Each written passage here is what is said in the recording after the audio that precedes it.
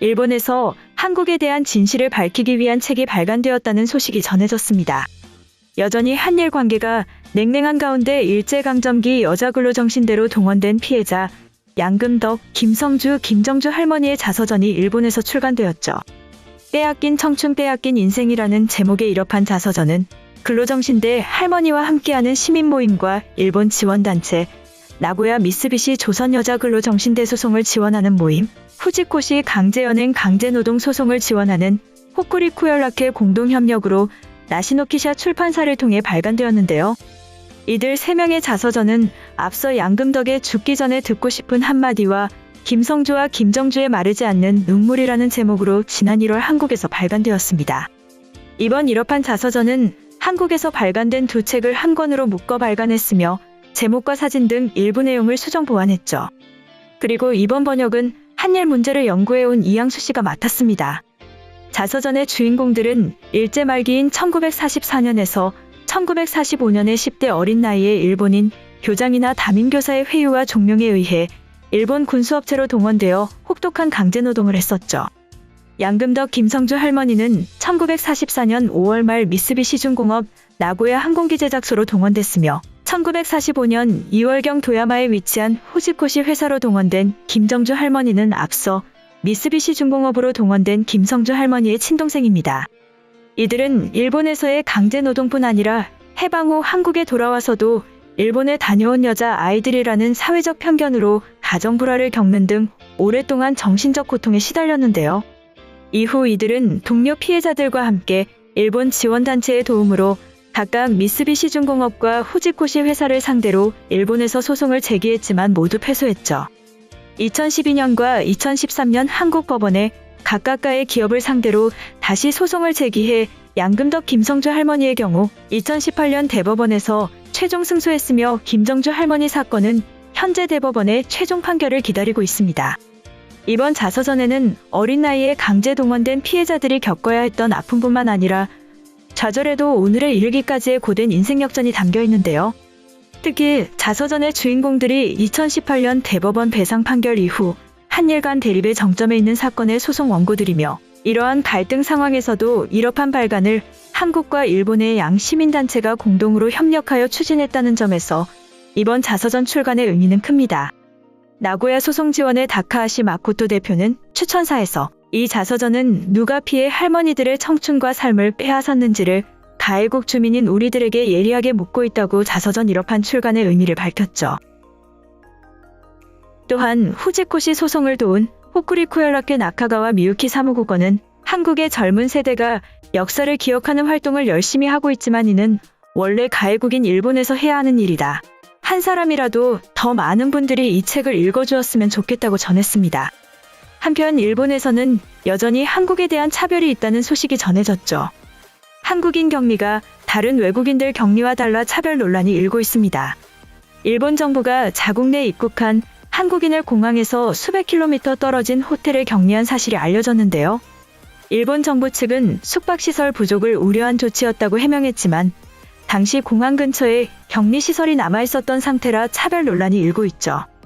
연합뉴스 측에 따르면 일본 후생노동성 격리 업무 담당자는 수도권 나리타 국제공항으로 입국한 한국인을 주부공항 근처 호텔에 격리한 이유에 대해 나리타 공항 쪽에 확보한 국가시설이 매우 부족해질 우려가 꽤 커졌기 때문이라고 전했습니다. 하지만 이는 격리시설이 없어서가 아니라 부족 우려에 따라 선제적으로 먼 시설에 한국인을 보냈다는 의미이기도 한데요. 이 담당자는 한국에서 온 모든 항공편을 대상으로 이뤄진 것이 아니라 일부 항공편에 국한한 조치라고 해명했죠. 한국 외에 다른 국가를 출발해 나리타 공항에 도착한 입국자를 주부공항 근처 호텔에 격리하도록 지정한 사례가 있는지 묻는 질문에는 그때그때 상황에 따라서 결정하고 있다며 구체적 답변을 피했습니다. 인천국제공항에서 출발해 지난 3일 나리타 공항에 도착한 한국인 A씨는 공항에서 직선거리로 약 340km 떨어진 아이치현 주부공항 인근 호텔에 격리되었죠. 일본 도착 후 코로나19 검사, 대기, 국내선 환승 등의 절차를 거치느라 인천공항에서 이륙한 후 약 10시간이 지나서 숙소에 도착했는데요. 격리자는 총 14일의 기간 중 1006일을 이 호텔에서 지내야 합니다. 일본 정부는 코로나19의 새 변이인 오미크론의 확산을 막기 위해 지난달 30일부터 외국인의 신규 입국을 원칙적으로 금지한다고 밝혔는데요. 다만 한국 기업 주재원이나 그 가족처럼 중장기 체류자로 일본에서 거주하는 이들이 재입국 허가를 받고 일시적으로 일본을 떠난 경우는 일본 내 주거지로 돌아올 수 있도록 예외적으로 입국을 인정하고 있습니다. 다음으로 세계적인 브랜드가 되어가는 한국에 대해서 말씀드리겠습니다. 글로벌 SPA 브랜드 자라가 국내 패션 브랜드 아더에러와 협업한 컬렉션을 했다는 소식이 전해졌죠. 자라가 국내 브랜드와 협업한 건 이번이 처음인데요. 최근 MZ세대의 절대적인 지지를 받는 국내 브랜드 경쟁력을 인정했다는 의미입니다. 이날 자라는 아더에러와 협업한 에이지 컬렉션을 전국 18개 매장과 온라인 스토어에서 공개했죠. 아더에러의 A와 자라의 G를 조합한 제품 라인업으로 패션의 시작과 끝을 보여주겠다는 메시지도 함께 담았습니다. 또한 과거와 현재, 미래를 잇고 시작과 끝을 반복하며 무한히 확장한다는 의미를 담았다고 하는데요. 이번 컬렉션에서는 에이지 로고가 새겨진 제품들이 줄을 이뤘습니다. 한국 자라의 대표 매장 강남점에는 매장 영업 전부터 컬렉션을 구매하려는 고객들이 줄을 이었는데요. 에이지 컬렉션은 전통적인 검은색 제품부터 색감이 돋보이는 의류들을 다양하게 선보이며 의류뿐만 아니라 가방, 신발, 선글라스, 모자 등 액세서리까지 모든 제품군을 아우릅니다. 이 제품들에는 컬렉션의 핵심인 새로운 세대 제너레이션 에이지 로고와 프린팅, 즉흥적으로 낙서한 듯한 독특한 바느질 디테일을 찾아볼 수 있죠.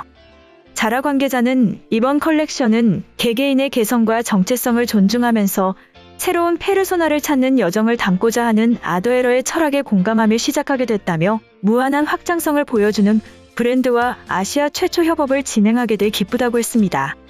이번 협업의 전체 크리에이티브 파트를 총괄한 아더에러는 타깃이 특정 세대가 아니라고 강조했는데요. 각기 다른 정체성과 고유성을 간직한 세대인 제너레이션 에이지가 가상과 현실 세계를 동시에 경험하며 스스로의 정체성을 찾아가는 과정을 그렸다고 설명했습니다. 아더에러는 패션계 인사들에게 톡톡 튀는 디자인으로 정평이 나 있는 브랜드로 2014년 브랜드를 처음 선보인 이후 글로벌 브랜드 푸마, 이스트팩, 메종 키츠네와 협업한 제품을 선보이기도 했죠. 특히 메종 키츠네의 여우 모양과 아더에러 고유의 푸른색이 결합된 작품은 품절 대란을 일으켰는데요. 이에 인지도가 높아지면서 가품이 많아지자 정품 인증 시스템 블루마크를 도입했습니다. 이번 협업으로 국내 브랜드 아더에러의 해외 진출도 가속화될 예정인데요. 자라는 이번 협업 제품을 본사가 있는 스페인을 비롯해 미국, 프랑스, 중국, 일본 등 주력 시장에도 선보인다는 계획입니다. 최근 한국 대중문화의 돌풍으로 유럽, 북미, 아시아에서 한국 프리미엄이 붙고 있는 만큼 이번 컬렉션의 성공 가능성도 어느 때보다 높죠. 앞으로 다양한 국내 브랜드의 글로벌 선점이 기대됩니다.